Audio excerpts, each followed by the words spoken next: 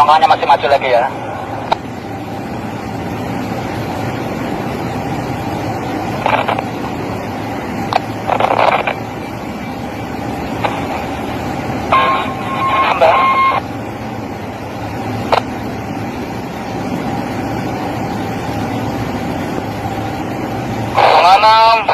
Masih ngikut tambah. Masih netral ya, Jokowi. Jokowi masih netral.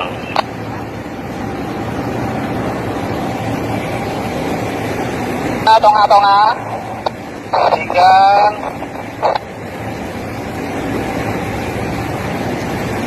Oke, pelan kasih maju lurus, Jokowi. Maju lurus pelan. Kencang air jaket ya, itu langsung melambung nanti wer. Dikoti.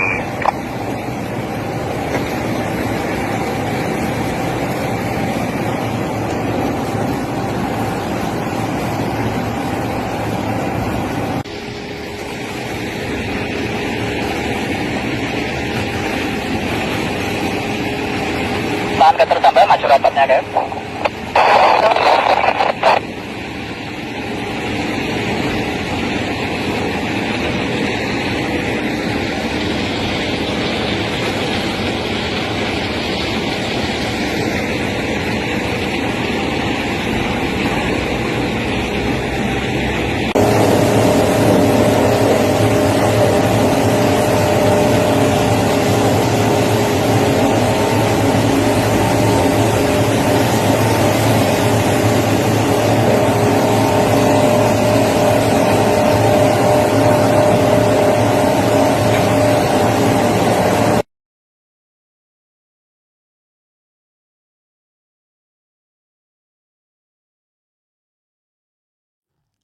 Assalamualaikum warahmatullahi wabarakatuh.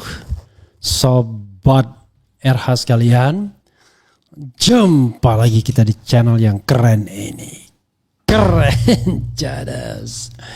Ya sobat RH sekalian, lagi ramai ya soal keserakahan umat manusia yang mengeksploitasi Raja Ampat. Padahal kita tahu Raja Ampat adalah tempat wisata yang paling menarik di Indonesia karena keindahan dan originalitas alamnya. Dan itu disukai oleh orang-orang sedunia ini terlepas dari masih sulitnya infrastruktur, termasuk transportasi ke sana kalau dari luar negeri ya. Tetapi sobat era sekalian, saya sendiri belum pernah ke Raja Ampat. Karena memang mahal juga ke sana, tetapi tega-teganya kalau ada orang yang kemudian mengeksploitasi alam perawan Raja Ampat untuk keuntungan pribadi atau kelompok. Dan itulah yang terjadi dengan penambangan nikel di Raja Ampat sehingga membuat penduduk Raja Ampat, orang asli sana menjerit, termasuk juga pencinta lingkungan. Termasuk siapa saja yang concern dengan lingkungan. Karena sekali lagi sobat era sekalian, lingkungan itu jangan dirusak untuk keserakahan karena disitulah surganya manusia. Ya, hidup not only money tetapi juga lingkungan yang sehat. Jadi jangan serakah. Ya, keserakahan itulah yang melit orang-orang untuk mengeksploitasi Raja Ampat. Nah banyak isu yang beredar ya soal ini, tetapi memang kita harus pahami perlu ada sebuah klarifikasi dan transparansi tentunya. Lagi-lagi karena ini menyangkut pejabat publik atau pejabat publik yang pernah menjabat, maka harus ada scrutinize, harus ada keberanian publik untuk mengungkapkan itu. Ada beberapa berita misalnya ya di sini. Misalnya tambang nikel di Raja Ampat dikuliti kapal pengangkut mayoritas bernama Dewi Iriana dan JKW Mahakam. Kemudian di sini ada ya semacam faktur pengangkutannya. Heboh kasus Raja Ampat, Dewi Iriana dan Jokowi Mahakam malah jadi nama kapal pengangkut nikel di sana. Kemudian kapal pengangkut tambang Raja Ampat bernama Jokowi Mahakam JKW Mahakam dan Dewi Iriana milik Jokowi, tanda tanya. Oke Sobat Epsilon, ada JKW dan Iriana angkut tambang di Raja Ampat, bisnis geng Solo. Oke, coba kita bacakan berita-berita ini ya. Menarik. Mudah-mudahan ada informasi yang nanti akan terus disampaikan oleh pihak-pihak, baik melalui media resmi maupun media yang underground ya. Biasanya underground itu justru lebih jauh lebih powerful, lebih menohok informasinya. So, kita bacakan ini ya. Luar biasa ya keserakan umat manusia. Umat manusia. Kapal pengangkut tambang Raja Ampat bernama Jokowi Mahakam dan Dewi Iriana milik Jokowi, tanda tanya. Kilat.com. Kapal pengangkut tambang nikel di Raja Ampat kini menjadi perhatian. Pasalnya diduga nama Jokowi ikut terseret setelah tambang nikel di Raja Ampat menjadi perhatian. Bukan tanpa sebab, nama Jokowi kini dikaitkan dengan kapal pengangkut material penambang dari Raja Ampat, salah satunya tambang nikel. Hal tersebut bermula dari cuitan di akun Twitter @akviazvan pada 7 Juni 2025. Kalau bisa Twitternya di ini kan ya, @akviazvan. Ini saya ambil berita, salah satunya kapal pengangkut tambang Raja Ampat bernama Jokowi Mahakam dan Dewi Iriana milik Jokowi. Kemudian ada itu pakai AQ ya, Akviazvan ya, pakai F semua, Akviazvan. Dalam cuitan tersebut ia mengunggah sebuah video dengan durasi 1 menit 28 detik yang berisi hasil dari pelacakan ribuan kapal tambang di Raja Ampat, Papua. Di mana dari hasil analisis tersebut ia mendapatkan 2 nama kapal pengangkut hasil tambang yang cukup sering digunakan. Gaduh-gaduh soal nikel di Raja Ampat, hasil analisis pelacakan ribuan kapal saya lakukan, semua hasil nikel-nikel itu pergi ke smelter yang ada di Weda, Halmahera, yang dapat untung juga tentunya banyak, jadi jangan kaget, tulisnya. Ini dia, ada ini ya, Akwam Fiazmi Hanifan namanya, Akwam Fiazmi Hanifan. Gaduh-gaduh soal nikel di Raja Ampat, hasil analisis pelacakan ribuan kapal saya lakukan, semua hasil nikel-nikel itu pergi ke smelter yang ada di Weda, Halmahera, yang dapat untung juga tentunya banyak, jadi jangan kaget.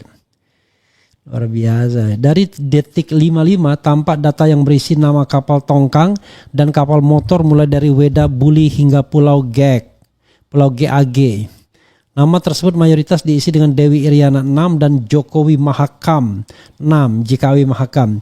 Meski hanya sekedar nama, imbasnya sosok Jokowi pun terseret dalam kabar penambangan di Raja Ampat tersebut. Jokowi Mahakam punya siapa? @grok, tulis akun @dimorta. Anjay, kapalnya Dewi Iriana, kayak familiar banget, ujar akun @dejavu33. Kemudian dalam unggahan berbeda, kapal tersebut diduga milik dari Jokowi. Hal itu terkuat dari unggahan di kanal YouTube Razak Kanada. Dalam unggahan tersebut terlihat tayangan dari kapal bernama Dewi Iriana dan JKW Mahakam. Sandar kapal Pak Jokowi RI1 TB, JKW Mahakam 3 BG, Dewi Iriana 2 Supply PLTU Indramayu, tulis di judul yang kini dikaitkan dengan tambang nikel di Raja Ampat, Papua tersebut. Luar biasa ya. Coba kita lihat lagi ya.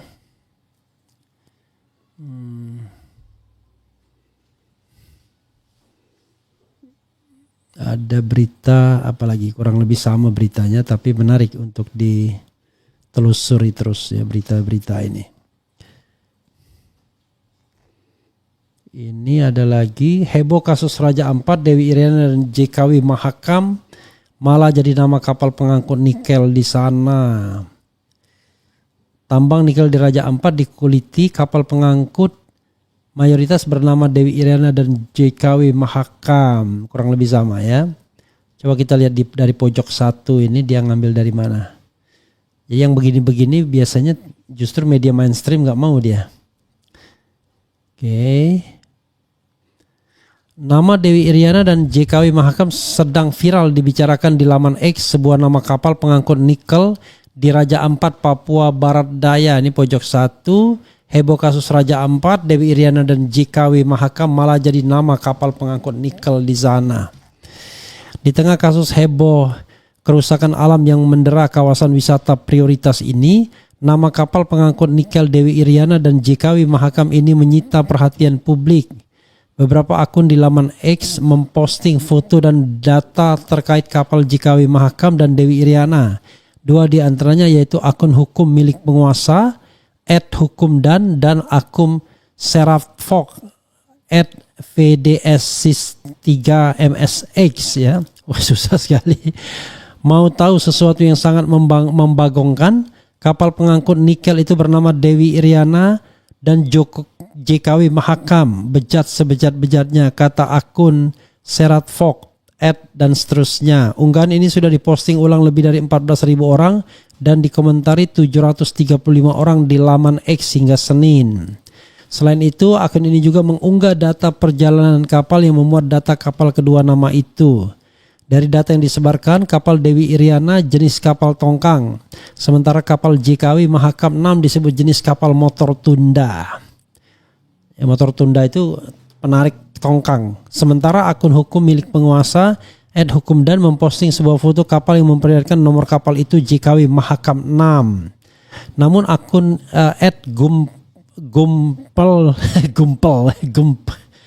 Gumnal ya dalam komentar balasan di akun Seratok menyebut nama-nama seperti itu hal lumrah di Raja Ampat. Kapalnya emang ada, jadi takbot Jokowi Mahakam 6 tugas bareng tongkang Dewi Iriana 6 di Raja Ampat. Terus nemu kapal lain yang dinamain Iriana termasuk berita pernah hancurin rumah. Ada juga kapal dinamain Megawati, tinggal nunggu kapal-kapal lain dinamain mirip nama politisi, kata akun @gurnal ya. Sementara itu berdasarkan penelusuran kapal tongkang dengan kode nama JKW dan Iriana diketahui terkait dengan perusahaan PT IMC Pelita Logistik Tbk dengan kode saham PSSI di Bursa Efek Indonesia Bay.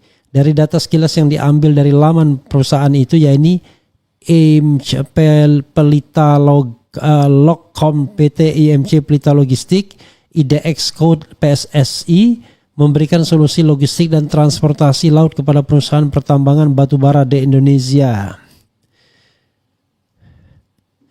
Kemudian lagi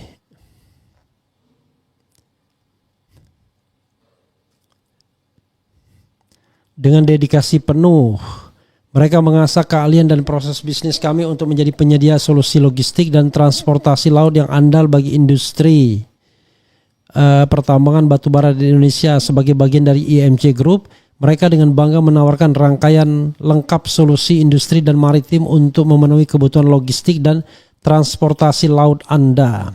Dari data di laman website perusahaan ini, mereka punya fasilitas muatan apung 2 unit, kapal tunda 31 unit, kapal tongkang 20 unit, kapal curah besar 5 unit, dan tongkang derek apung 2 unit.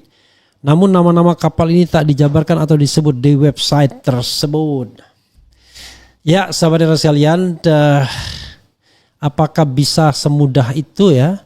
Nama-nama kapal itu menggunakan nama-nama pembesar. This is the question. Apakah itu menjadi sesuatu yang biasa atau bagaimana ya? Jadi kita ketahui ya pada era di mana demokrasi dibajak dengan uang ini, maka itu seperti telur dan ayam, uang dan kekuasaan itu. Kekuasaan dulu atau uang dulu atau uang dulu atau kekuasaan dulu. Jadi berkelindan. Tapi yang jelas saling terkait. Jadi orang kemudian mencari kekuasaan untuk uang, orang mencari uang untuk kekuasaan. Itu sesuatu yang sudah berkelindan dan menjadi hal yang negatif dalam iklim demokrasi kita ya. Demokrasi apa istilahnya ya? Demokrasi lupa istilah-istilah almarhum Rizal Ramli. Jadi saudara sekalian, ada Jokowi dan Iriana itu angkut tambang di Raja Ampat. Tentu bukan Iriana dan Jokowi themselves, tetapi Iriana dan Jokowi nama sebuah kapal tongkang dan kapal tunda ya, takbut. Kapal tunda itu kapal yang menyeret kapal tongkang itu kalau nggak salah, kapal tunda itu ya. Jadi sahabat sekalian, itu ya, nanti banyak memang berita-berita yang mengaitkan kerusakan Raja Ampat ini dengan penguasa. Tetapi tidak mungkin ada ya bisnis seperti ini, apalagi mengeksploitasi hutan di Raja Ampat, mengeksploitasi tanah di Raja Ampat kalau tidak terkait dengan penguasa. Nah, hanya persoalannya penguasanya siapa itu yang perlu kita tanyakan. Siapa penguasa tertinggi yang membackup kegiatan itu? Jadi jangan bilang bahwa ini hanya kegiatan swasta biasa. Ini adalah kegiatan yang dibackingi oleh kekuasaan, oleh kekuatan tertentu, dan ini yang harus dicari ya, dikasih punishment oleh pemerintahan Presiden Prabowo Subianto. Jadi jangan kemudian sanksi hanya dibatasi kepada pihak kecil saja, swasta misalnya. Ini ada beberapa terkait dengan soal ini ya, misalnya coba kita lihat ya, yang terkait dengan kapal-kapal angkut Raja Ampat dan lain sebagainya ini. Ini ya, eksploitasi Raja Ampat, DPR bingung hanya anak usaha BUMN yang ditindak. Lagian juga aneh ya, anak usaha BUMN main-main yang beginian juga. Oke, coba kita bacakan ya.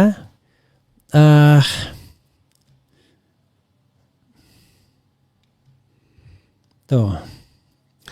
Komisi 12 DPR mengkritik keras Kementerian Energi dan Sumber Daya Mineral (ESDM) yang dinilai tebang pilih dalam menangani aktivitas pertambangan di kawasan Raja Ampat, Papua Barat Daya.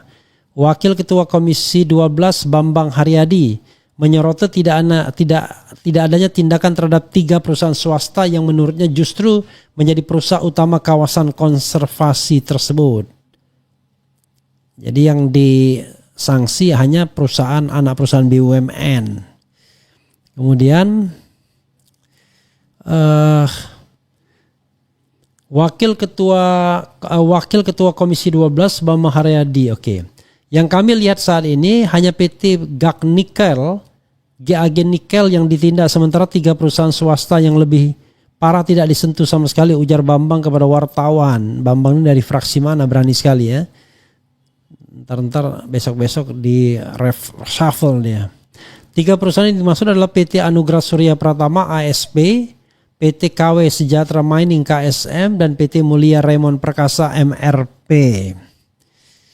Kemudian Bambang menjelaskan PT ASP, perusahaan asal China, telah terindikasi melakukan pelanggaran pidana berdasarkan informasi resmi dari Kementerian Lingkungan Hidup yang diterima oleh Komisi 12 DPR.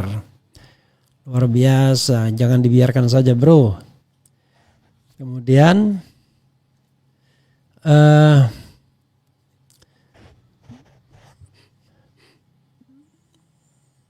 perusahaan ini disebut menyebabkan pencemaran dan merusak ekosistem laut di wilayah operasinya, tegasnya. Sementara itu, PT KSM diketahui telah membuka lahan sejak 2023 dan mulai menambang pada 2024. Bambang menyebut lokasi tambangnya berada sangat dekat dengan kawasan konservasi Raja Ampat, sehingga berisiko besar terhadap keanekaragaman hayati di wilayah tersebut. Kemudian adapun PT MRP baru memulai pengeboran di 10 titik namun disebut belum memiliki izin lingkungan yang sah. Aktivitas ini menurut Bambang tetap tergolong pelanggaran karena dilakukan tanpa dasar hukum yang memadai. Ironisnya, kata Bambang, justru PT GAG Nikel yang merupakan anak usaha BUMN PT Antam yang ditindak oleh pemerintah melalui penghentian sementara operasional. Padahal menurut informasi Kementerian Lingkungan Hidup yang disampaikan ke Komisi 12, PT GAG hanya melakukan pelanggaran minor dan dikenai kewajiban melakukan perbaikan terhadap pengawasan pengelolaan lingkungan dan juga wilayah operasinya agak jauh dari kawasan wisata Raja Ampat. Bambang menambahkan dari informasi diterima Komisi 12 DPR, izin PT GAIG adalah izin kontrak karya, sementara izin 3 perusahaan swasta adalah izin pemerintah setempat. 3 perusahaan swasta ini adalah perusahaan Raja Ampat. Diamnya negara terhadap mereka adalah bentuk pembiaran terhadap kehancuran ekosistem yang menjadi warisan dunia, tutupnya. Kolega-koleganya digerakkan juga Pak Bambang.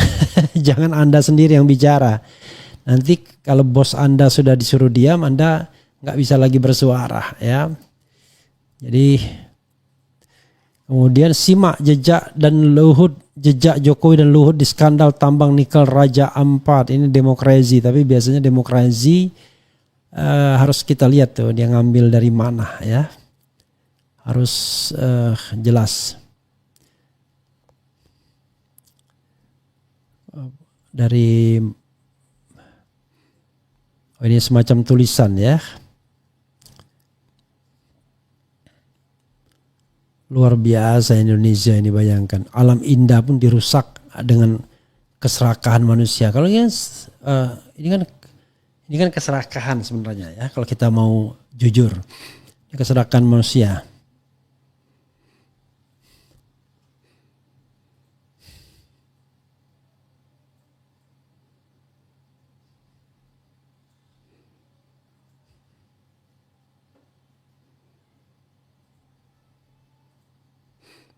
Oke, coba kita lihat ini ya. Simak jejak Jokowi dan Luhut di skandal tambang nikel Raja Ampat oleh Kristovita Wiloto. Kayaknya ngetop nih orangnya, Kristovita Wiloto ini siapa ya? Coba kita bacakan dulu ya. Dari demokrasi.co.id kita bacakan saja biar tidak ada hal-hal yang diapakan. Coba ya. Sinar mentari pagi memantul di permukaan Laut Biru Raja Ampat. Di bawahnya koral dan biolaut membentuk ekosistem yang sejak lama dipuja para ilmuwan dan wisatawan dunia. Namun sejak ditetapkan sebagai bagian dari UNESCO Global Geopark pada 2023, wilayah ini justru menjadi incaran kekuatan-kekuatan besar yang rakus. Alih-alih menjadi kawasan lindung, Raja Ampat kini menjadi monumen kegagalan negara menjaga masa depan ekologisnya. Disinilah jejak kekuasaan mantan Presiden Joko Widodo dan Menko Kemaritiman dan Investasi Luhut bin Sarpanjaitan terendus jelas. Skandal tambang nikel yang menyeruak di awal Juni 2025 tak hanya menyisahkan kerusakan terumbu karang dan air yang keruh, tapi juga serpihan kepercayaan rakyat kepada negara. Kunjungan Bahlil Lahadalia pada 7 Juni 2025 hanya menambah teka-teki besar yang menuntut pengusutan menyeluruh. Konteks strategis Raja Ampat, ancaman dalam keindahan. Sebagai jantung biodiversitas dunia, Raja Ampat memiliki posisi strategis bukan hanya secara ekologis tapi juga secara geopolitik. Lautnya menyimpan cadangan nikel latrit bernilai tinggi yang diburu untuk memenuhi industri kendaraan listrik global. Dalam narasi pembangunan hijau Jokowi, nikel menjadi bahan bakar utamanya. Namun ironi itu nyata, tambang yang disebut-sebut sebagai tumpuan masa depan justru merusak masa depan. Investasi lapangan mengungkap kerusakan berat, sedimen tambang menyebar mematikan koral, menggusur nelayan lokal dan menghancurkan habitat yang menjadi basis ekonomi komunitas adat. Aktivitas tambang oleh PT Metra Mineral Pradana dan anak-anak perusahaannya terus berjalan tanpa konsensus warga dan tanpa penilaian andal yang kredibel. Dampak sosial ekologis, laut mati dan suku terluka. 1. Kerusakan koral dan deforestasi laut. Kegiatan tambang memicu deforestasi skala besar di kawasan pesisir, mempercepat sedimentasi yang menyelimuti terumbu karang. Data LSM Lingkungan menunjukkan 35% karang di area tambang kini mati. 2. Gangguan kehidupan nelayan dan suku lokal. Air yang keruh akibat limbah tambang menyebabkan hasil tangkapan ikan merosot. Suku-suku lokal kehilangan akses terhadap laut yang telah mereka jaga turun-temurun. Ketergantungan pada hasil laut kini berubah menjadi ketergantungan pada uluran pemerintah. 3. Pola serupa di Sulawesi dan Halmahera. Skema tambang yang menguntungkan elit tapi merugikan warga lokal bukan hal baru. Di Morowali, Konawe, dan Halmahera, pola serupa muncul.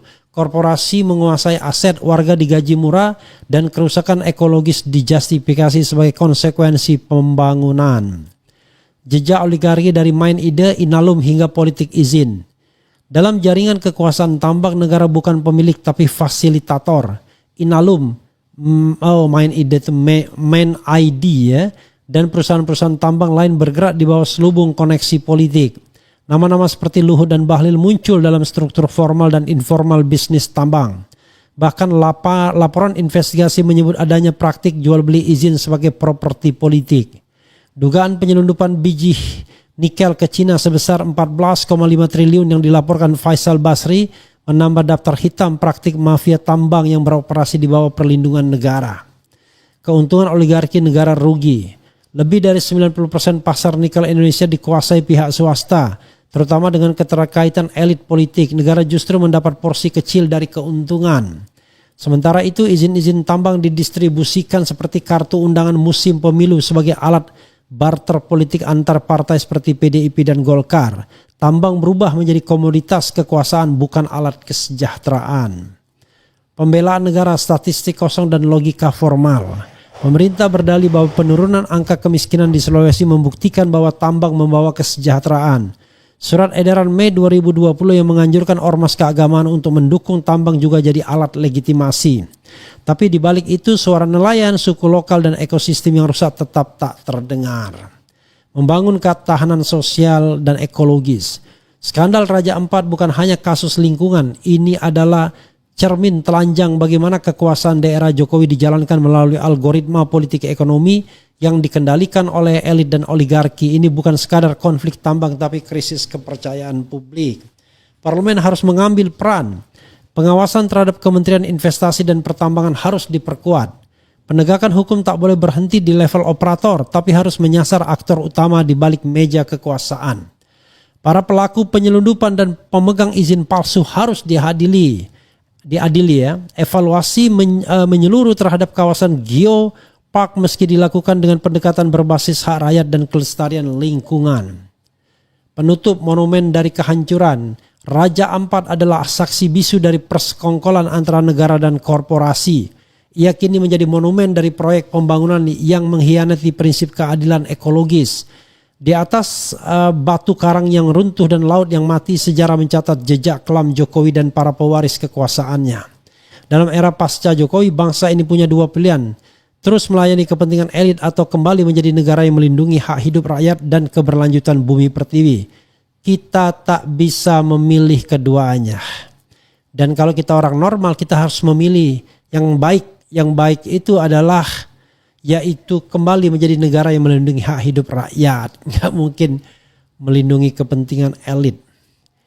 Ditulis oleh Christovita Wiloto. Saya familiar dengan nama ini ya, Christovita Wiloto ini. Rasanya pernah menjadi pejabat zaman dulu ya. Christovita Wiloto. Siapa ya Christovita Wiloto? Ada ya, CEO dan Managing Partners di Power PR, Christovita Wiloto dan Partners, lahir di Cilincing di akhir tahun 60-an, penulis buku The Power of Public Relation ya. Ya, orang public relation ya. Oke, apakah Christovita Wiloto yang ini apa orang yang lain ya? Mudah-mudahan orang yang ini, jadi kita tidak salah ya. The Power of Public Relation dia menulis, Christovita Wiloto. Saya kira saya sangat familiar sebelumnya ya nama ini. Oke, sobat era sekalian, itu yang kita bisa update mengenai bisnis pertambangan ini. One thing for sure, kalau sudah menyangkut pertambangan apalagi nikel, tidak mungkin tidak melibatkan orang gede, tidak mungkin tidak melibatkan penguasa, tidak mungkin tidak melibatkan aparat dan lain sebagainya. Sekarang pertanyaannya, hai kalian yang memuja-muja pemimpin, tanyakanlah pada diri kalian sendiri, siapa yang sesungguhnya merusak NKRI ini? Siapa yang sesungguhnya merampok tanah pertiwi? Kan itu yang harus kita pahamkan. Pastilah mereka adalah oligarki yang bermain dengan kekuasaan atau penguasa yang oligarki atau oligarki yang berkuasa. Begitu sobat RH sekalian. Coba kita bacakan komentar sobat RH sekalian ya. Jadi kalau kalian kuat membela karena kalian dibayar, itu saja. Koruptor kakap. Kemudian maling atas nama negara. Wah luar biasa. Real perusahaan negara. Tapi ironisnya masyarakat seakan-akan diam tak berdaya melihat kebobrokan ini. Tadinya sih mau jual negara cuma keburu kecium Prabowo. Is it? Mungkin ini yang dimaksud Prabowo dengan pengkhianat negara dan antek-antek asing. Sikat. Ya kalau itu yang dimaksud. Bagaimana kalau dimaksud dengan orang yang cuma demo-demo aja? Ya, yang katanya pengkhianat pemecah belah NKRI. Oke. Kemudian mungkin ini yang dimaksud Prabowo. Nanti Jokowi bilang, yo nggak tahu, mungkin itu kapal penggemar saya. Ya kita juga tidak bisa mengatakan pasti dia ya. Astagfirullah, mereka menjual alam Indonesia demi perutnya sendiri dan kelompok rezim. Perampok hasil bumi Indonesia yang ilegal wajib diperangi. Kemudian luar biasa, maling negara, merusak negara. Bisnis kapal memang menjanjikan, pantas mau dibikin tol laut. Alam babak belur karena kerakusan. Kemudian tenggelamkan. Buat Mulyono dan buzzer MKRI harga nego. Makanya Raini bencol-bencol banyak makan uang. Oke. Nggak bisa gitu ya. Ya saudara sekalian, tentu harus dilakukan yang namanya investigasi menyeluruh. DPR lah yang harus melakukan investigasi. Pemerintah lah yang harus melakukan investigasi. Jangan sampai kemudian ini dibiarkan begitu saja. Kerusakan lingkungannya sudah luar biasa. Bayangkan. Berapa lama untuk dilakukan yang namanya recovery terhadap wilayah ini. Sementara kita sudah kehilangan yang namanya keragaman dan kekayaan alam yang dikagumi dunia ini. Ini yang menambang bukan orang miskin. Yang menambang bukan orang kelaparan, tapi orang yang haus, yaitu haus akan kekuasaan dan uang. Itu persoalannya. Whoever ya, siapapun dia. Begitu saudara sekalian, ya nanti mudah-mudahan kita punya update lagi terhadap masalah ini. Ini permulaan dan mudah-mudahan ada orang yang melaporkan lebih precise, lebih berani, lebih terbuka, lebih spilling terhadap hal-hal yang perlu dipublik ketahui. Dan sekali lagi, Prabowo tidak menjadi rezim yang memenjarakan orang yang mau membantu masyarakat membuka kebobrokan-kebobrokan yang dilakukan oleh begundal-begundal kekuasaan. Baik kekuasaan yang sekarang maupun yang terdahulu. Begitu saudara sekalian. Mudah-mudahan bermanfaat. Wassalamualaikum warahmatullahi wabarakatuh. Allahu Akbar. Allahu Akbar. Allahu Akbar.